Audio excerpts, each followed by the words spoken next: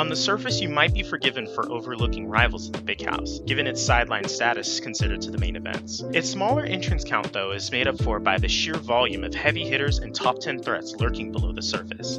Today, we're diving straight into the waters of the Big House 10 as we highlight all the players and storylines you have to watch out for next weekend. My name is Rakai from Stats of Aether, and you're watching the Rivals Preview. Back on the board, but this is a solid starter is all he needs, and that is going to be it. Soul Rifle sends CakeAssault to lose. Oh man, this is like the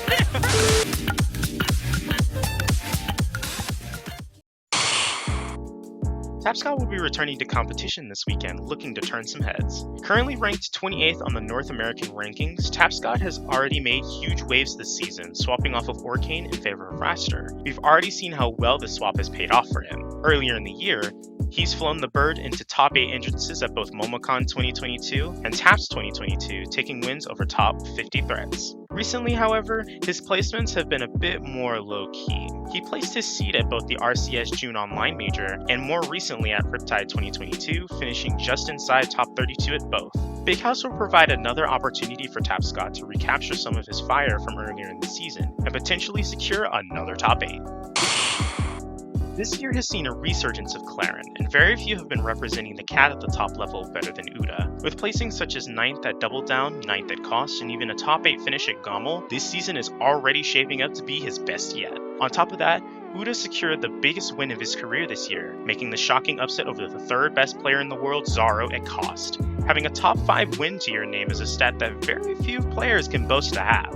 There are some shadows of doubt on Uda, however. After all, at his last tournament, Riptide, he ended up walking away at 49th place. At Big House, Uda will be looking to prove his doubters wrong and make sure his last place remains an anomaly. Akashi, along with his contemporaries, continues to push APSA into the modern-day meta. His most accomplished tournament this season was a 4th place at TAPS, where he garnered several high-profile wins over the likes of Tapscott, Lucius, and even a huge upset over MSB. Paired with the 9th place at SmashCon and a 5th place at Cost, Akashi has a lot going for him heading into the weekend. Who knows? Big House could end up just being another breakout event to add to Akashi's resume. With Squanto being relatively inactive lately, the title of best Rano in the world seems to be up in the air. However, at Riptide, there are few frauds trying to stake a claim. Lucius has been on a come-up since his return to offline events. With a 13th place at Cost 2022, a 7th place at TAPS 2022, and a respectable 9th place finish at SmashCon 2022, Lucius is definitely a name to look out for going into the Big House 10, especially when you consider his previous performance being a 4th place at the Big House 9.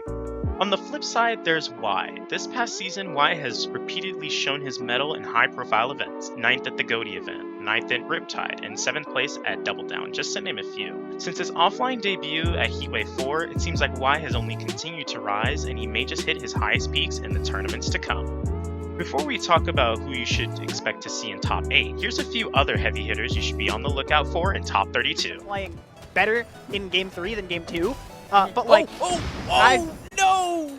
Eating my words. So many buttons trying to get some kind of semblance of control, but Cork gonna be taking it 3-0. His recovery mix-ups are fantastic.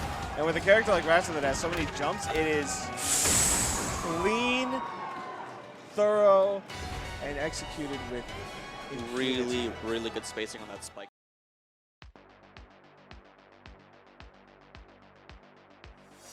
Normally these kinds of videos list players from the least likely to the most likely to win a major.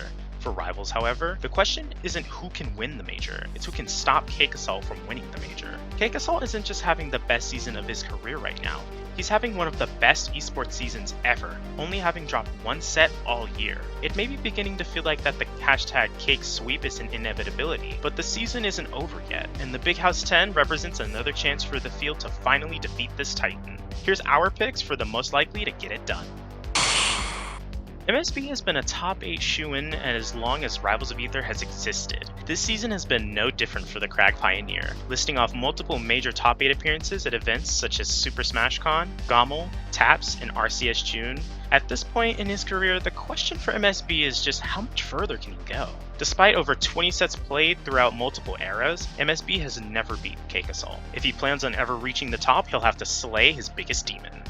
Similarly, Cheesy Potato is a recurring face in any major top 8, but like her crack contemporary, she's also failed to get one on the board versus CakeAssault. Big House provides yet another chance for her to change that statistic. Kusi is a player that's redefined Ori in the modern meta. His Ori is characterized by creative combo extensions and unrelenting pressure. From his 4th place finish at Genesis 8 to his most recent 5th place at Riptide 2022, he's proven again and again to have the skill needed to compete with the best of the best.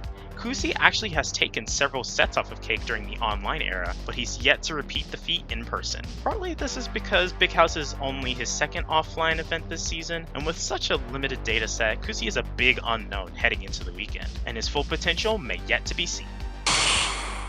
With a new character to his name, ZB is looking more of a threat than ever this season. Using Malo, he's managed to nab back-to-back wins over the world's 2nd best player, Penguin, along with securing top 4 finishes at SmashCon, Riptide, and even a 1st place at TAPS. Along with his crag, ZB has transformed himself into the most deadly dual main in the game right now. His chances versus CakeAssault do look better than a lot of his peers. After all, he was the last player to win an offline tournament from Cake at Skyline all the way back in 2019. Their previous encounters this season, however, have been pretty dominant in CakeAssault's favor. ZB will have to put it all together if he wants to secure a 1st place finish at the Big House.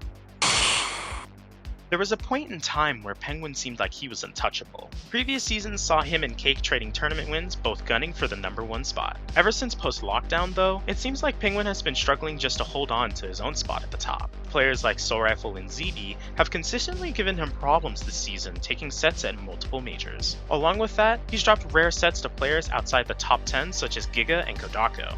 Don't get it confused though, Penguin is still a top level threat. He's already secured 2nd place finishes at both Gommel and Double Down, along with a slew of top 8 appearances. He also has a stat that no one else can claim to have, a win over CakeAssault this season. So for Penguin, his goal is pretty clear: secure his position as the world's 2nd best player, and maybe take down his doubles partner along the way. Make sure to like the video and subscribe to keep up to date with all the latest Rivals events and storylines. I've been Rakai, and thank you for watching.